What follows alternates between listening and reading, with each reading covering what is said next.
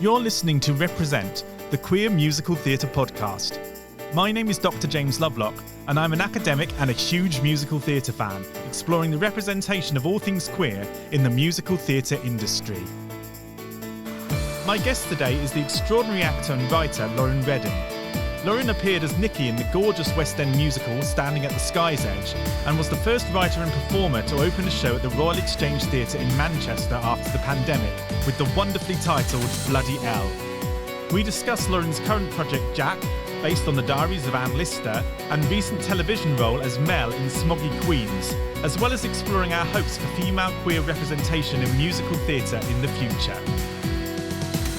As always, you can follow us on your favourite podcast platform, and don't forget to share this episode on social media. Let's get started. Hello, my name is Lauryn Redding. I'm an actor, writer, composer, musician. My pronouns are she, they, and I'm very happy to be here. And I'm very happy you're here too. How exciting. Yes. So we've been talking over this series a lot about queer musical theatre, or musical theatre with queer characters in, thinking about how we can promote the musicals that already exist, and thinking about some of the new stuff that's being written, and also thinking about what difference it makes when we're allowed to tell our own stories. And so there's lots of things there that we can work with. There is. So where should we start? Let's start with Standing at the Sky's Edge, because that's something that we've been talking about a couple of times during this series already. Yeah. And that's the first thing I saw you in as well. So there we go. Beautiful. Yeah. So can you tell us a bit about how you got involved in that, and the character that you played, and that kind of thing? Yeah, of course. I mean, Standing at the Sky's Edge is... So I saw it at the National. I know Chris really well, the writer, and I knew a few people in it, and there was so much noise about it when it was at the National. And I was like, I need to see this. And obviously it's about Sheffield, and it's about a block of social housing, and I was like, and it's a musical. I was like, right, this is right on my street. So I went to see it, and I think it's the first time I've ever seen something not knowing that I didn't know I'd ever be in it. Do you know what I mean? Yeah. So I saw it completely just because I wanted to see it, and loved it, thought it was great, was really happy that there was a lesbian storyline in there. And then when the audition came through, I was very excited. There's very rarely that I go to see a musical and feel really connected to a storyline. And that, I mean, I feel connected to a lot of things that I see, but it was such a visceral connection, that storyline. And not that I've ever turned up at someone's door and just like started singing. Yeah, it's only me.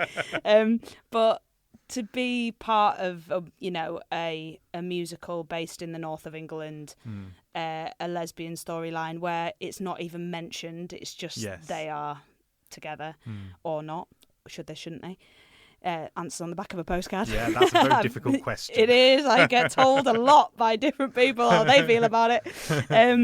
But I just remember thinking, God, I'd love to get my hands on that, because it is such a nuanced... Lesbian relationships can be so nuanced. And having lived as lesbian my whole adult life and experienced a lot of things, I was like, God, I could really, I'd really love to get this when I got the audition. And then I got it. I was in Tesco's buying a butternut squash, and I got a call from my agent, and I cried in the Tesco in Soho. So every time I pass it, I'm like, oh, the butternut squash. And so the journey began, really. I was really fortunate to work with Laura Pitt-Pulford, who was playing Poppy. We were both new to this cast for the West End. And we both felt a real affinity to the individual characters, but also we spoke quite openly, and I spoke quite openly to Laura about how I felt about the lack of female queer representation on stage.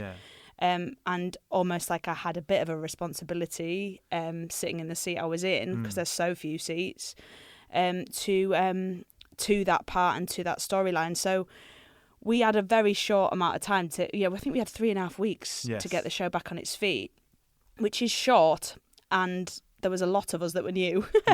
But we did it, and it's a much bigger space. But it was amazing. Rob Hasty can steer a ship like no other, and And Chris's book and the music, you know, everything about it. I was like, it's you know, the stars align sometimes, don't they, with projects, and that show's definitely one. Playing Nikki was great. I mean, she's a complex person, and that's what I love about my job, is that anything kind of grey makes me interested, in the sense of, I don't think the world is black and white. You know, I don't think things are one thing or another. They're in this middle kind of melee, and Nikki and Poppy's relationship is very that. Yes.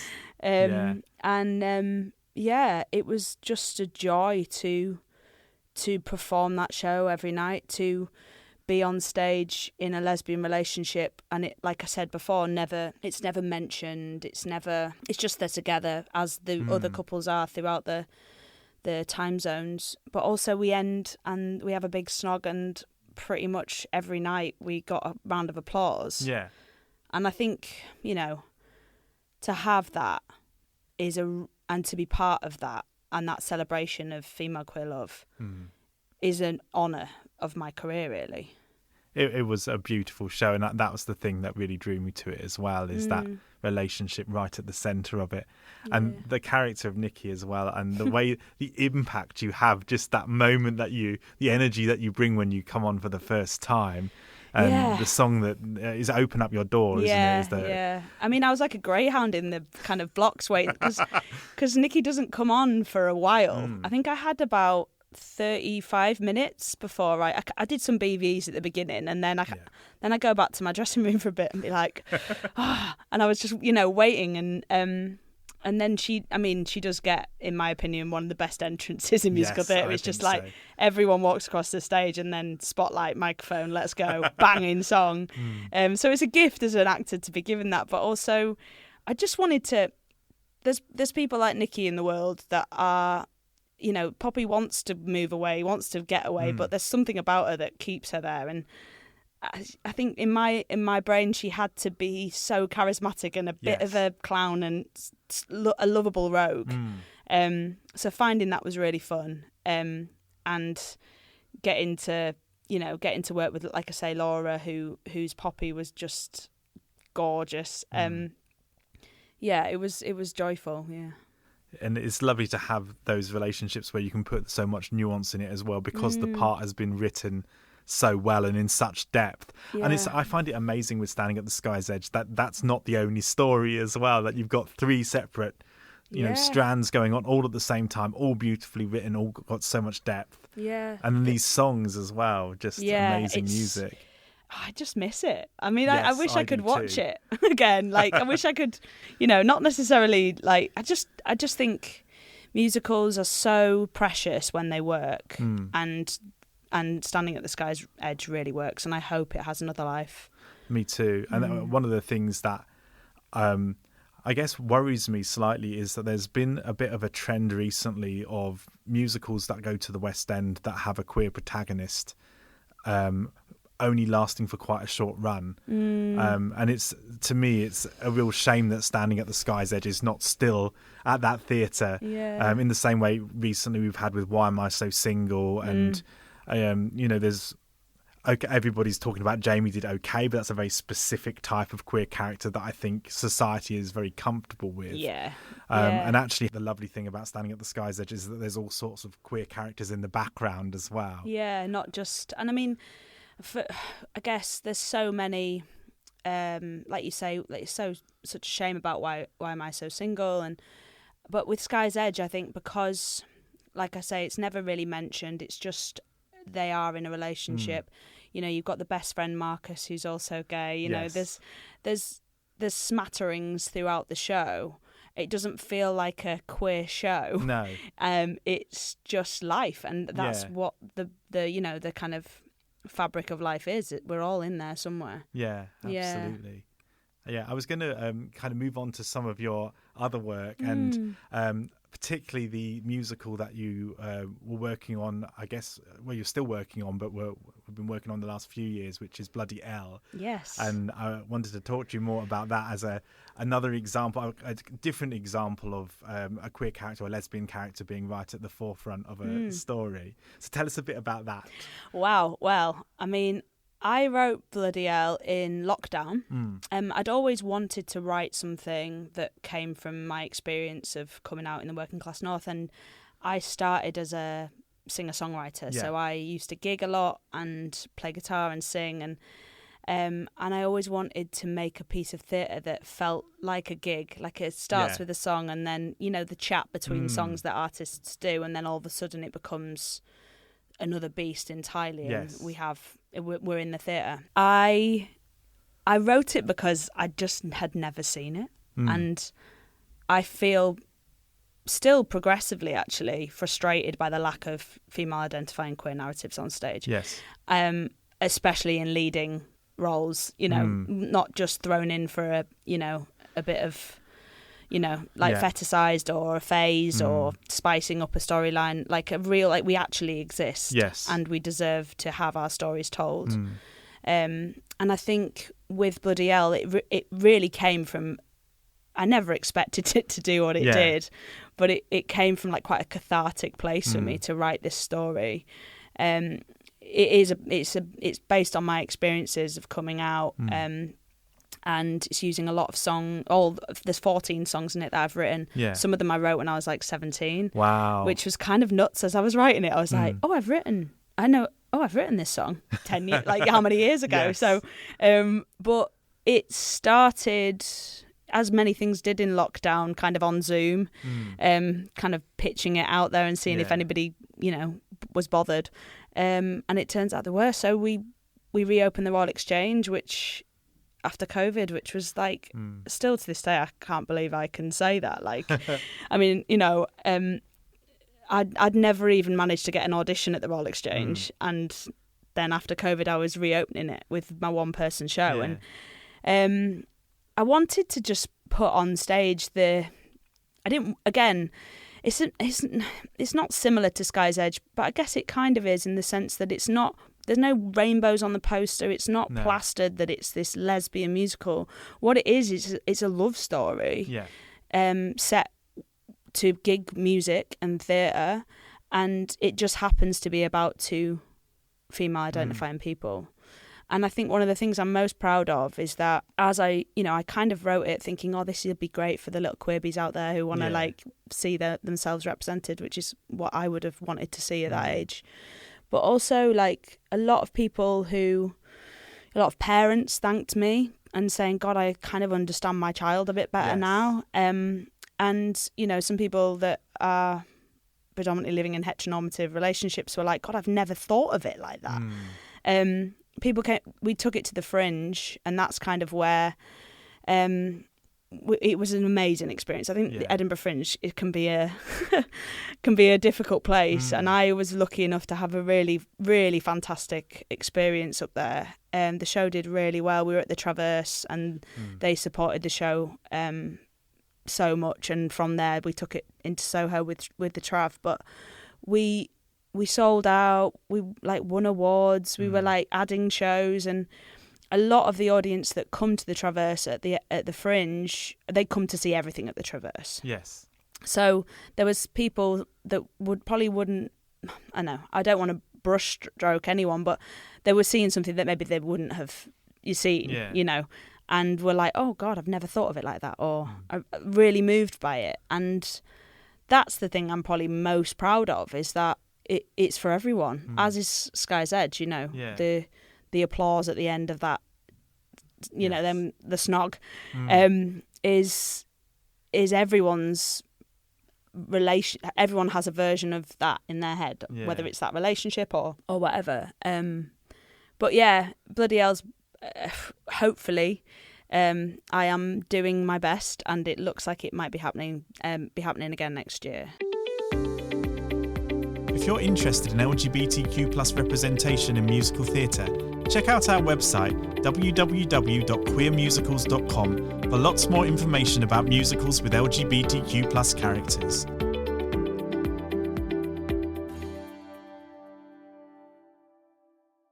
I love what you were saying there about trying to get things that anyone can relate to, but at the same time also people noticing what's different or what can be different from the experience of as a queer person. Absolutely, yeah. I don't know whether it's something to do with, I've been thinking a lot about non-binary thinking recently. Yeah. It's only been recently that I've kind of thought that might be where I fit. But I love the idea particularly about when you think it's not just it's either this or it's that. Actually, a piece of art can do two quite opposite things at the same time. Yeah, absolutely. So it's great to have work like Standing at the Sky's Edge and Bloody Elle, and there are other musicals out there that have lesbian protagonists there. There's not many of them, but I was thinking about Bad Girls, which was quite some time ago. Yeah.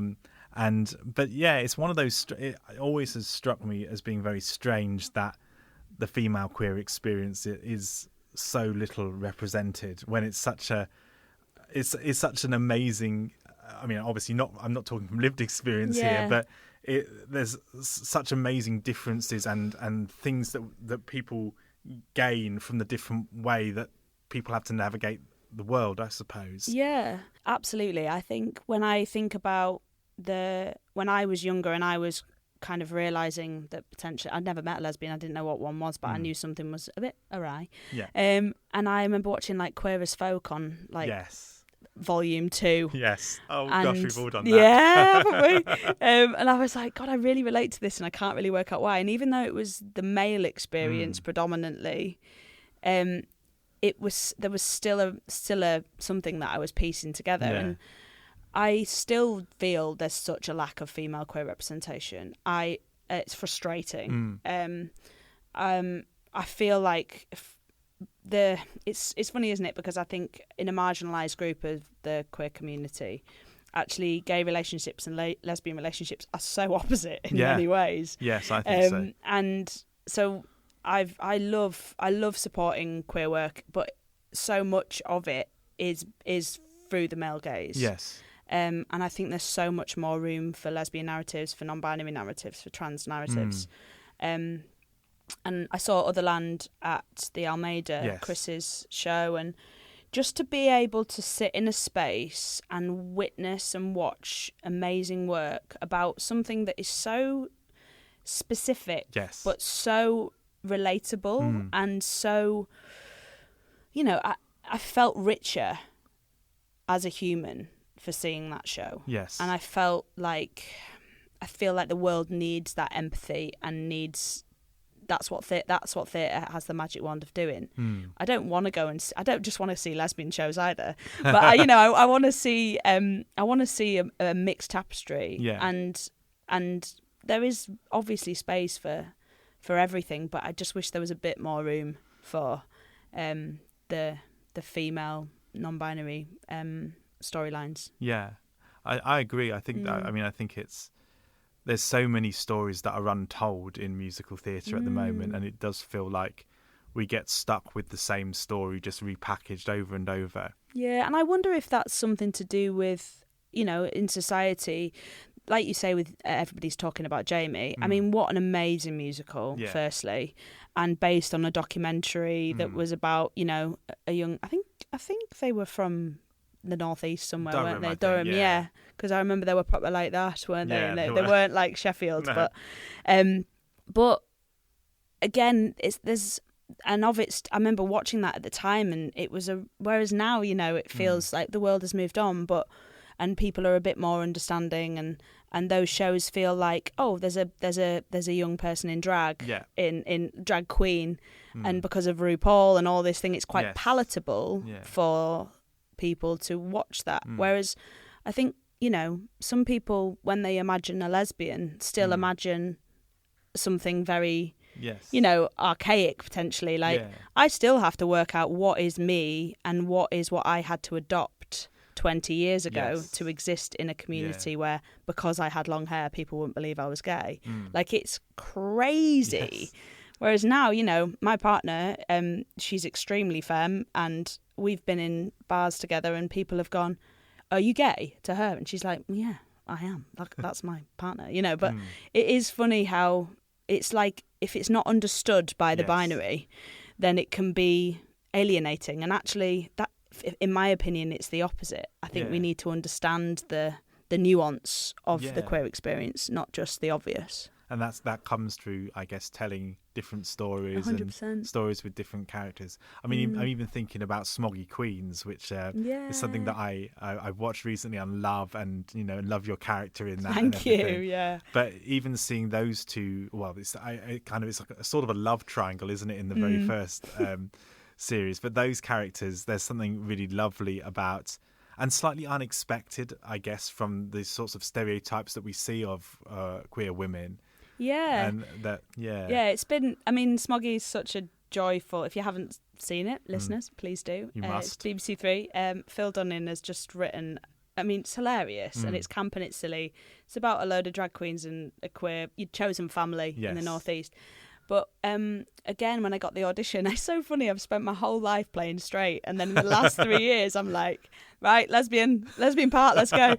Which I'm here for, by the way. But it's a beautiful thing to be on a set, and there's a real mix of humans on that job. Yes.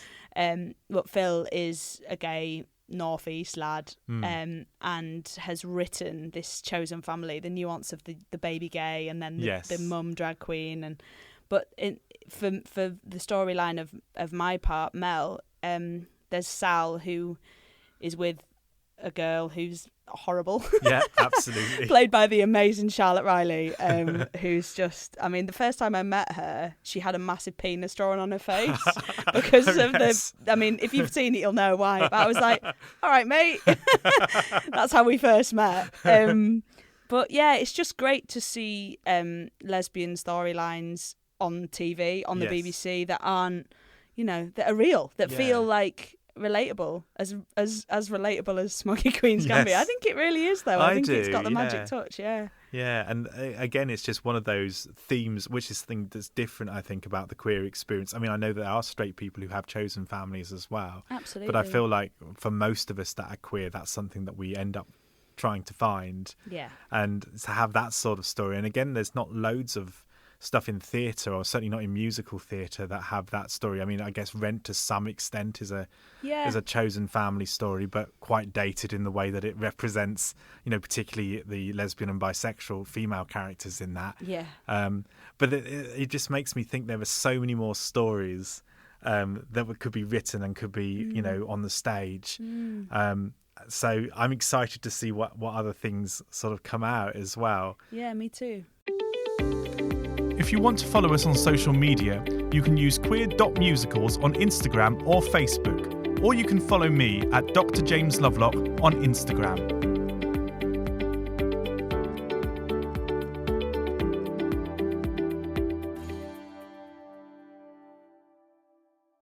Are you working on anything at the moment that you might be able to talk about? Yes, I am. I am in the process, and it's been something that I've wanted to do for a while, but it's just been time. Like, writing is amazing, and Bloody Elle kind of came during lockdown when nothing else was happening, and I just had the time to write it. Trying to find that time in normal life is really hard. But I am back on I'm back on it. I'm writing a musical called Jack, which is based on the life of Anne Lister, Gentleman Jack, who is the kind of original Yorkshire lesbian Lothario. And she, if you don't know who she is, she lived in Shibden Hall in Halifax. She was a woman there was no one else really like her of her time. She owned property, which women just didn't do. She had a business, and also she was a lesbian. She was sleeping with a lot of women in Halifax and Yorkshire and probably across the world.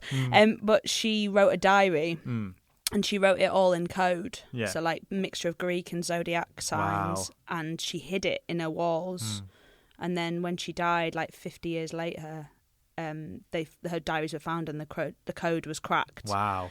And it turned out that there was a lot going on. So, like we were saying, there's not a huge amount of, female queer relationships portrayed in musical theatre.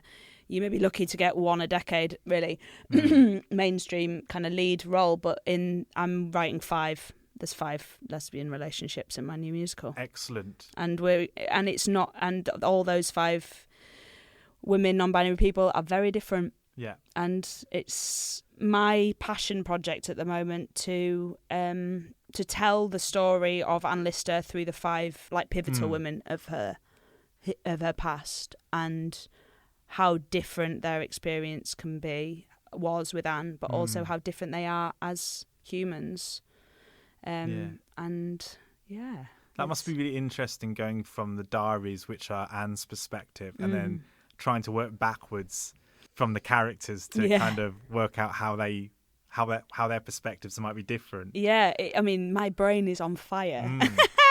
But it's really fun. I'm a member of MMD, the Mercury Musical Development, yes. and I did a writers' week last week with them, and I wanted to set aside that week just to really get my head back in it, because I find I either am so in it that I dream about it, and you know, like I kind of have to be there, and it's like I feel passionately about it. So those two kind of ingredients, I hope, will lead to a really exciting show. But the music, I'm writing the music at the moment, but getting into the head of 5 different women and their their relationship with one person is a really fascinating thing. And I think I certainly draw on my experiences.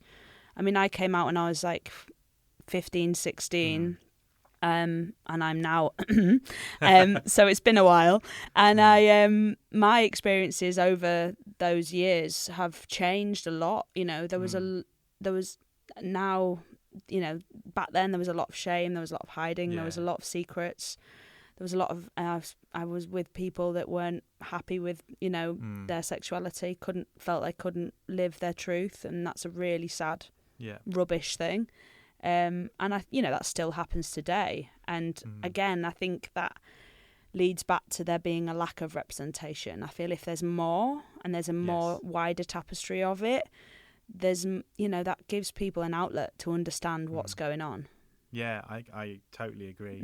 I went and saw this wonderful musical yesterday called The Ministry of Lesbian Affairs, which is currently on at the Kiln Theatre, and was at the Soho Theatre, I think, a couple of years ago. Yeah. And I learned so much from that, just from, you know, sitting in that space with a whole load of different characters, all of whom are lesbian or bisexual or trans or whatever it might be, and all women.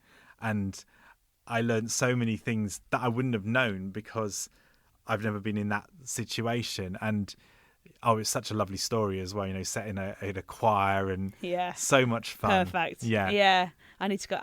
It's on my list. Can't wait to see it. And I'm excited for that very reason, to see, you know, how and what and who those women are. But it's about that, isn't it? It's about being able to experience the differences. It's not the obvious, and it's a bit like we was about the grey, the middle ground. Yes. Like, I'm here for that. I find it really fascinating that I've got some, you know, amazing male gay friends that have no idea about, you know, when I Kissed a Girl came out last year, you know, this golden retriever and black cat conversation was like, oh my God. And I was like, yeah, where have you been? You know, and I think, whereas, you know, we all know what a twink and a bear is and an otter and all those things, because I guess it's more out there. Yes, yeah. Whereas we aren't a secret, lesbian aren't a secret code. Anne Lister is. But, you know, there is, that we exist. We're not, you know, and I feel like I really want and wish that that people will open doors and allow that space and that platform for those stories, because they are as important as all the others. Yeah, and actually the musical that you're working on at the moment, and having I guess 6 female characters there with Anne Lister as well, each of them different, each of them having different backgrounds, because, you know, it's the same as I used to say, you know, going back 10 or 20 years when we were talking about gay characters in musical theatre, and the only one was the one that would dance on, do a camp number, then dance off again. Yeah.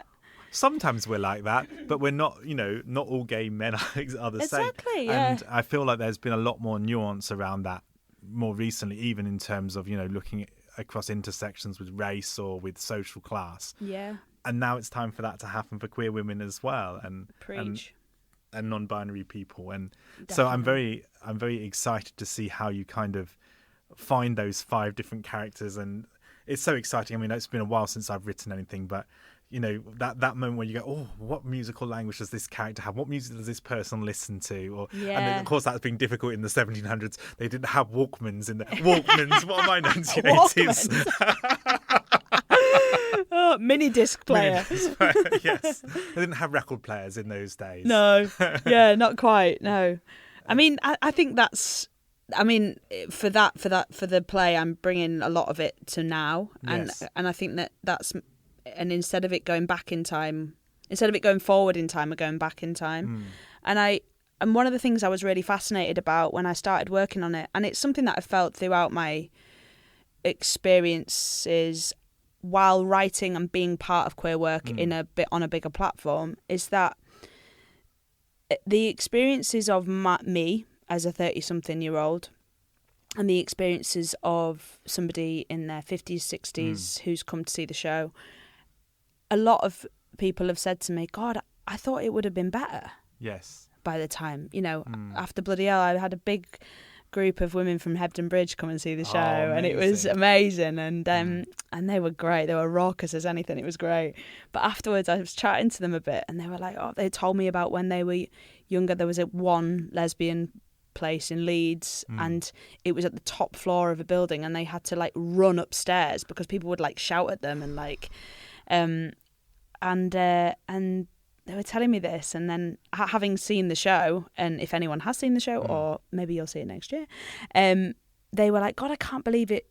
Your experiences were, and I didn't have to run upstairs in Leeds. I mean, but there were similarities, and even when I'm reading about the 1800s and Anne Lister and their affairs.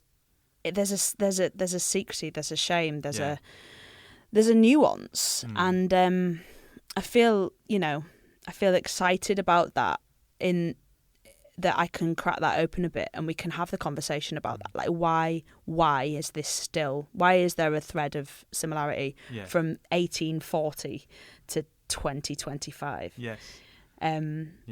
And how do we grow from that? How do we build? How do we smash that? Yeah, I think there's a big thing to do with location there as well. It's funny you mentioned Hebden Bridge. I have a PhD student at the moment who's writing a musical with non-binary characters that's set in Hebden Bridge. Great.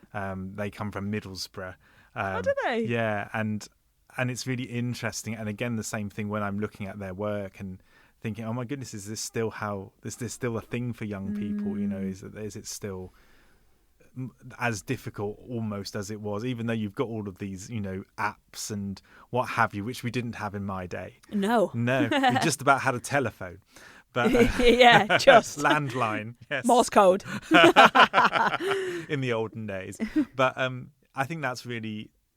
There's something about that when I'm working with students where I sometimes assume that more progress has been made than it has, and things have changed a bit, but also there's a lot of things that are the same. Yeah, there's a lot that's changed. I mean, and that's not from. We are standing. I always think we are standing on the shoulders of giants. Okay, so I think I've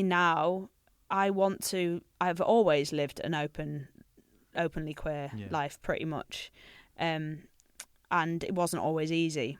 But that was the thing that I needed to do because I didn't know any other way of doing it. For a lot of people, it's not that easy, and it makes me sad that those situations still exist. I think they will always exist. But what we can do to make it easier, or at least have an outlet, is provide art and space for people to be their authentic selves and see their authentic selves. I mean, Hebden Bridge is one of my favourite places. I love it. That's so cliche, but I do. I love it so much. And I've got a few friends there, and it's the lesbian capital of Europe, apparently. Yes. I don't know about that. I mean, it probably is, but again, I find it as a place. It's a beautiful, Yorkshire village. The energy is very free, and anything goes. Yes. And I just wish the world was a bit more Hebden Bridge. Yes, yes. This series of Represent has been recorded at the Content is Queen studio in Somerset House. Content is Queen is a podcast agency and community made up of women, people of colour and LGBTQIA+ people who wish to connect, create and collaborate using audio and podcasting. For more information, go to contentisqueen.org. And it's funny when you're talking about that, you know, that there are places that you go through. I can remember this even back in the 1980s and the 1990s when I was growing up. There are places that you go through, you don't know what they are, what it is about them, but there's something about them that kind of calls you. Yeah. And yeah, I mean, the theatre was always a little bit like that, I suppose, for me. But yeah, the fact that there are actually specific locations and places where you know, where it just seems a little bit easier to be yourself, you know. Yeah, and that's, I guess, what these shows, queer shows, give people that space. Yes. You know, gay, queer spaces give you that space, you know, where you go in and you can breathe out a bit. And that's what, you know, I think that's what Sky's Edge certainly did for a lot of people in that storyline. Especially being such a mainstream commercial musical. That's the difference for me. I think with Bloody Elle, I've had to kind of fight quite hard to make that happen, and I've had amazing supporters and angels on the way who, without, it wouldn't be anywhere, and I'm forever grateful for that. And there's a real team of us that have, you know, I've written it, and it's a one-person show. I'm doing it, but there's a real village that has been built to make that show happen. But I think it's still difficult. It's still been difficult. The journey's still been, I felt like I've had to bang on doors with a really great show that matters, that has really helped people. I mean, when I did it at the Exchange, it was still socially distanced. Remember those days? It was still masks. It was such a, I mean, it's quite direct address, the show. And I kind of was looking in people's eyes and they had masks. It was just such a strange, but it was amazing. But I got a lot of letters. I got a lot of tweets, and not, you know, back in the day with Twitter. I got a lot of messages on social media from people like parents, young people. I got a letter from a man in his 80s who had, you know, said that the show had been the rainbow that he needed. And I mean, my God, I always said if I could help one person with that show, then my job is done. And I think I know that it's helped more than it's helped me. I mean, every time I do it, I'm in a different place in my life as well, and certain bits resonate in a different way, and that's the beauty of what we do and why we tell stories. Absolutely. Absolutely. And also there's a thing, I think, with queer work when you're taking it to theatres and producers where they're like, oh, I don't think there's enough lesbians in this area. And you think, well, A, yes there is, and B, it's not just Doesn't for matter. it's not just for people who are lesbians, you know. And there seems to be this thing, and it's very specifically with queer musicals. I think specifically now more to do with the LGBTQ part of the, you know, LGBTQ community, and it's so unfair that seems to be the thing.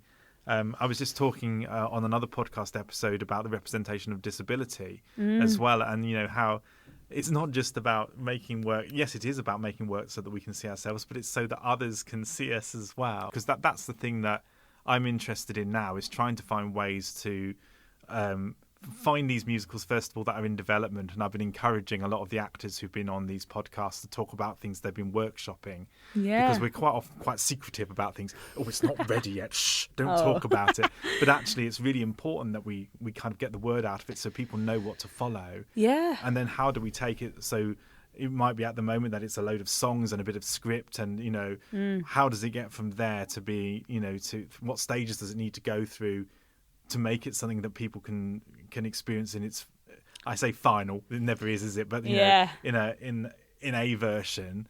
And you know, and what can we do? What can other queer people do? What can, you know, the community do to support that work? You know, that's really excellent work that we want to see. How can we help to get it from where it starts to where it ends, I suppose? And it does take a village. It really does.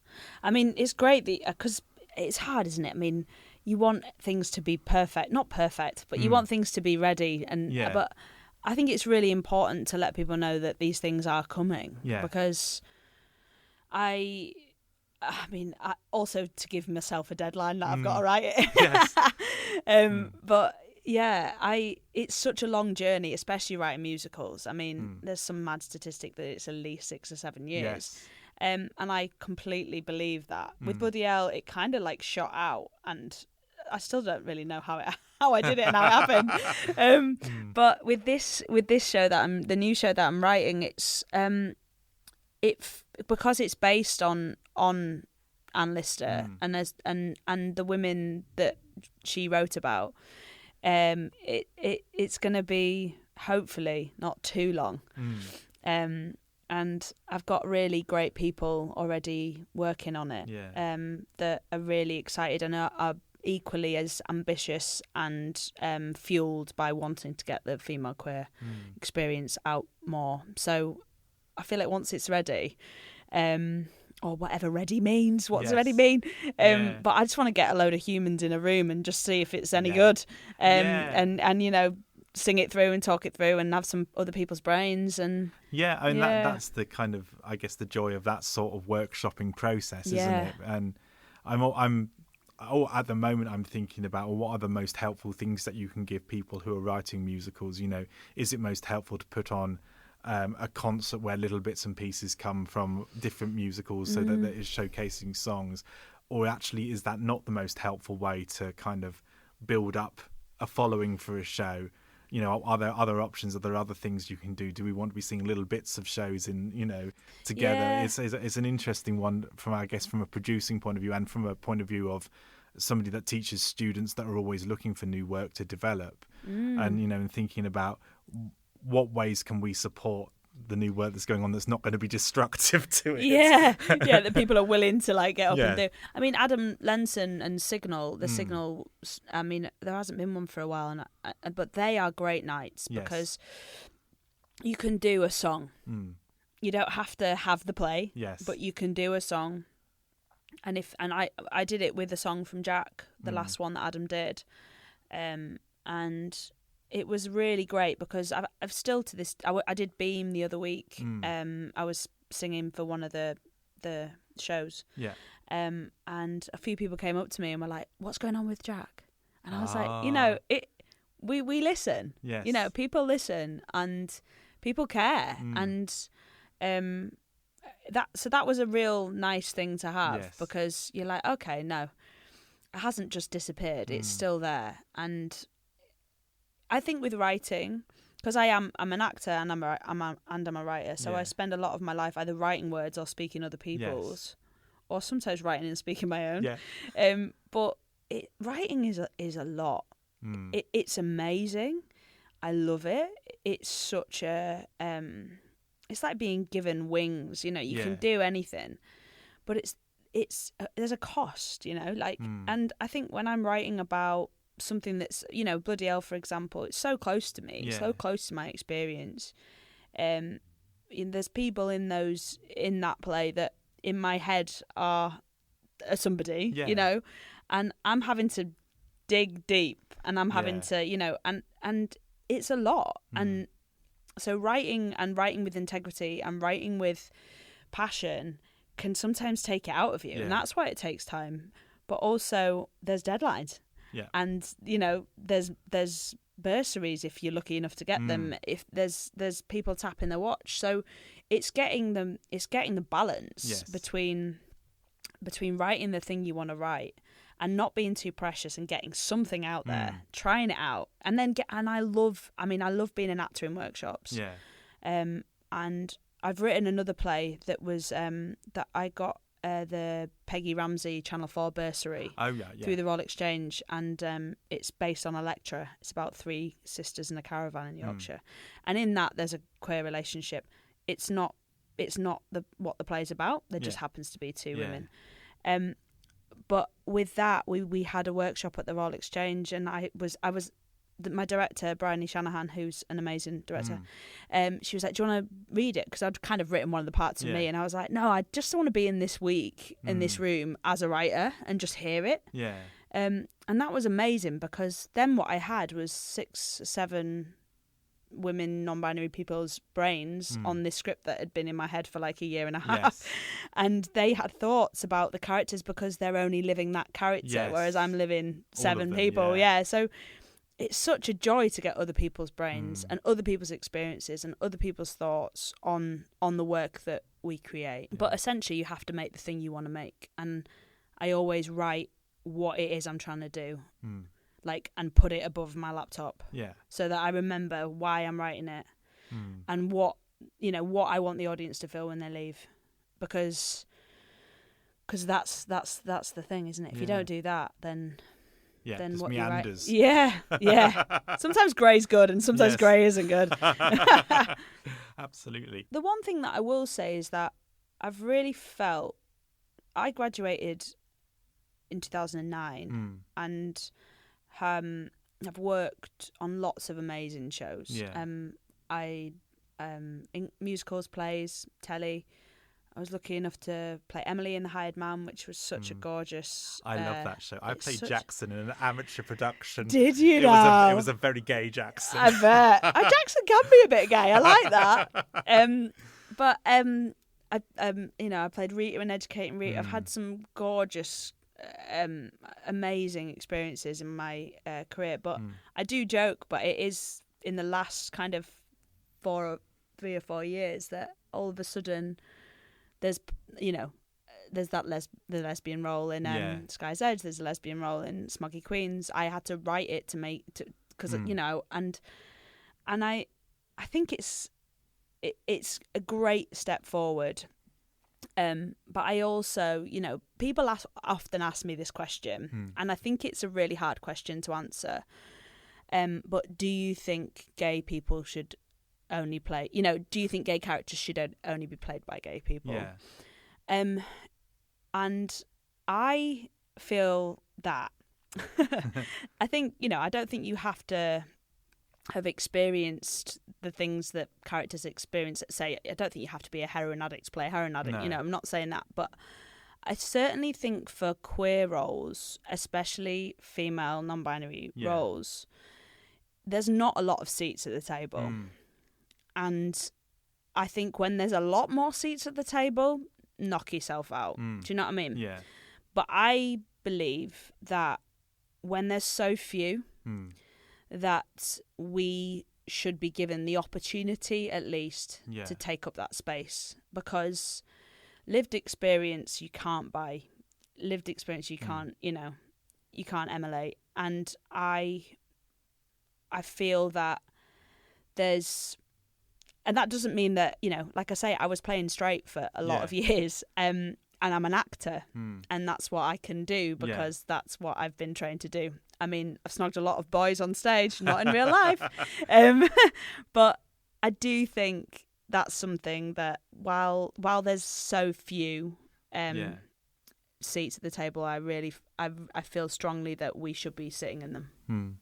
I've started asking that question in a slightly different way now, which is, what do we gain when queer people play these roles? Yeah. And there's so many things. And when I talk to people about it, I mean, I was lucky enough to talk to Lisa Crone for a book that I'm working on, that I've been working on for the last 8 years, but eventually I'll finish writing. Deadline. Get it done. Deadline. But Lisa Crone was saying that there is a shorthand between people who are queer, and certainly, and with somebody like Beth Malone working on Fun Home, I spoke to both of them. They both talked about the idea of like a lesbian shorthand. There's a certain way that you don't even have to talk about it then, whereas 100%. And I was talking to there's various things on different podcasts about this, but the idea that you don't have to go through all of this research about what does it mean to be gay, what does it mean to be lesbian, all this sort of stuff. You can just go straight for the really interesting stuff about the character. Unsaid. Yeah. And, on Bloody Elle, my director is lesbian, my sound designer is lesbian, my designer is lesbian, my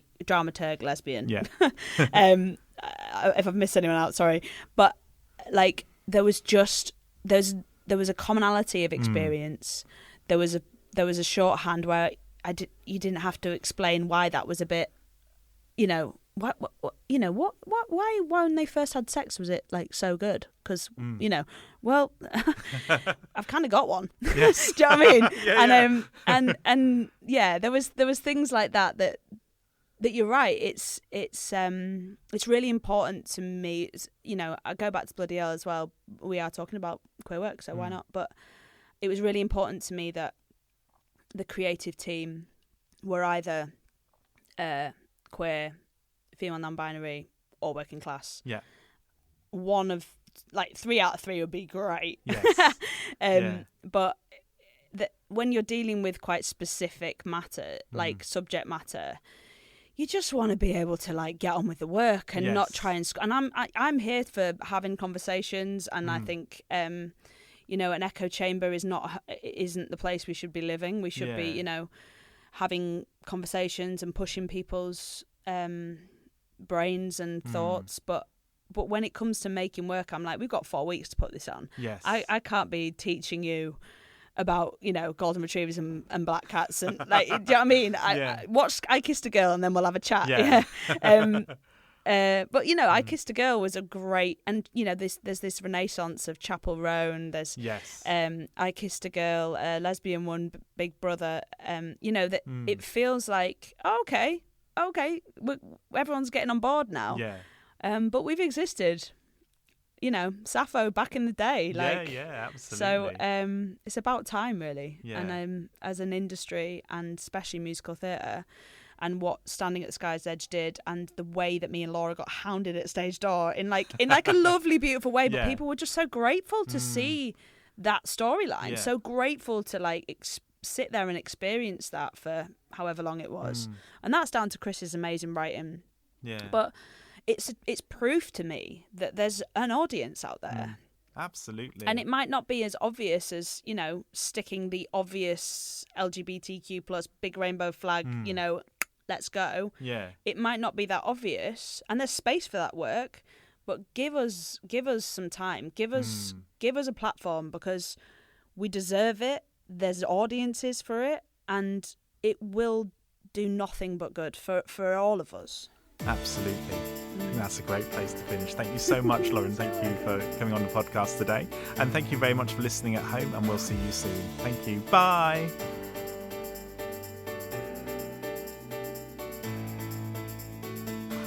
Thank you for listening to Represent, the Queer Musical Theatre podcast.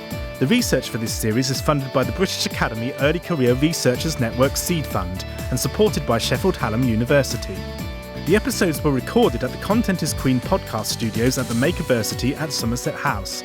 For more information, go to contentisqueen.org.